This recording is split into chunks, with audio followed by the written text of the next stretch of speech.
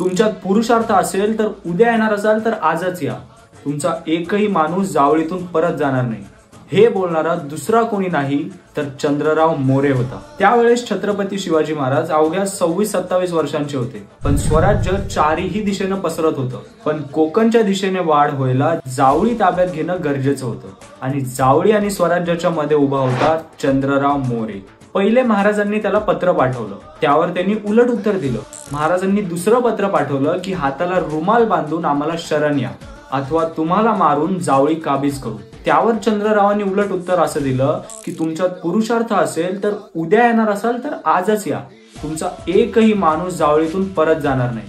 प्रेमाने असू किंवा तलवारीने असू, जावळी स्वराज्यात येणार हे तर कन्फर्म होतं. इतकं सगळं होऊन सुद्धा शिवरायांनी घाईत ताबडतोब निर्णय नाही घेतला.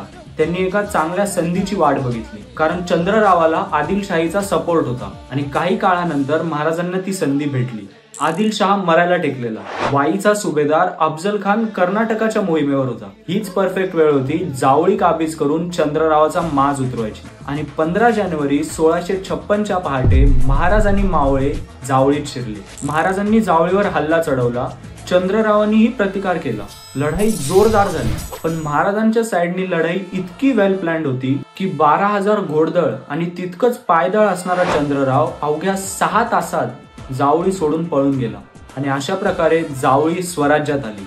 आणि भोरप्या नावाच्या डोंगरावर गडाचं बांधकाम सुरू झालं. गडाचं नाव ठरलं प्रतापगड.